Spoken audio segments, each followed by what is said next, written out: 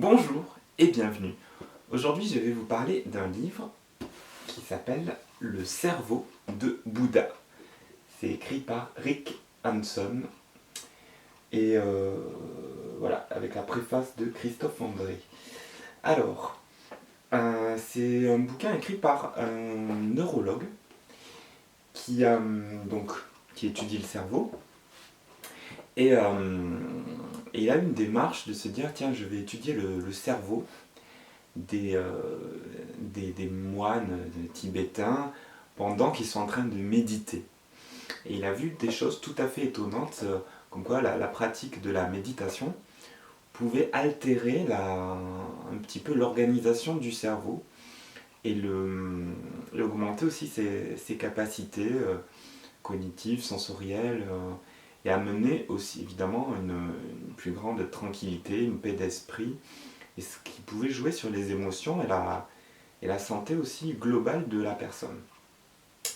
Et donc, ce qui est super intéressant dans ce livre, c'est qu'on apprend qu'il y a un parallèle entre le côté biologique et le côté plus philosophique. En fait,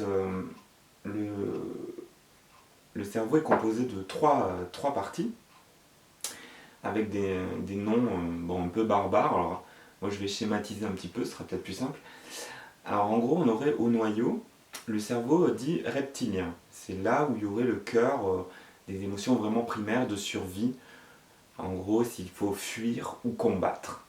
Donc ça, c'est vraiment le cœur de notre cerveau et ça provoque des émotions très très fortes.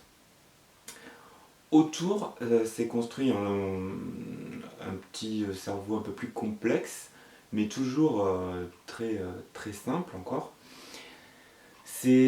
On a développé ces nouvelles facultés de ce cerveau-là parce qu'on était une espèce qui vivait en groupe.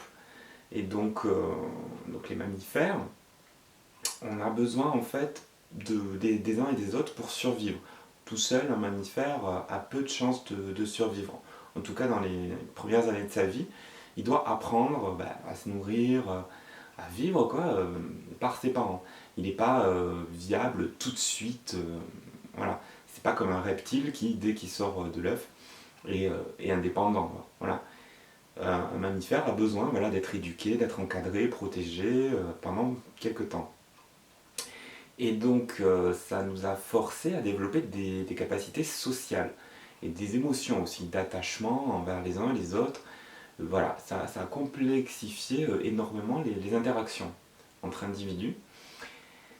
Et par-dessus, qui enrobe tout ça, le cortex. C'est l'ordinateur de notre cerveau, celui qui calcule, qui va faire les raisonnements logiques. Et ce qui est tout à fait surprenant quand on parcourt le livre, c'est de découvrir que finalement, c'est pas le cortex qui génère l'émotion et le raisonnement en fait, c'est plutôt l'inverse, c'est-à-dire que c'est d'abord l'émotion qui vient de manière instinctive, qui part donc du cerveau reptilien, le premier réflexe de peur en fait, ou de besoin de survie, et par-dessus, c'est filtré par toutes les couches du cerveau, ça arrive au cortex, et le cortex, au lieu d'être objectif et puis de se dire bon non, cette émotion elle n'est pas justifiée, il va faire l'inverse, il va la justifier. Alors ça c'est assez étonnant, il va inventer un raisonnement pour expliquer cette émotion. Mais alors le problème c'est que ce raisonnement il n'est pas du tout logique. Et c'est là petit à petit qu'on découvre que les émotions, elles font appel à quelque chose de très instinctif qu'on ne contrôle pas. Et on se crée des raisonnements, des idées qui sont parfois complètement à côté de la plaque, mais qui collent à notre émotion, quoi. Et la pratique, par exemple, de la méditation permet de calmer un petit peu déjà les émotions, et ça donne un peu de neutralité au cortex, qui va être beaucoup plus à même de juger la valeur de l'information émotive qui arrive. Donc pour résumer, dans ce livre, il y a plein d'explications, mais aussi des techniques pour soi-même gagner en tranquillité, en paix d'esprit, pour calmer ses émotions et avoir aussi, le résultat c'est d'avoir aussi un meilleur raisonnement logique, être plus terre à terre et en même temps être plus connecté à ses émotions, mais les bonnes émotions, quoi. Être plus maître de soi.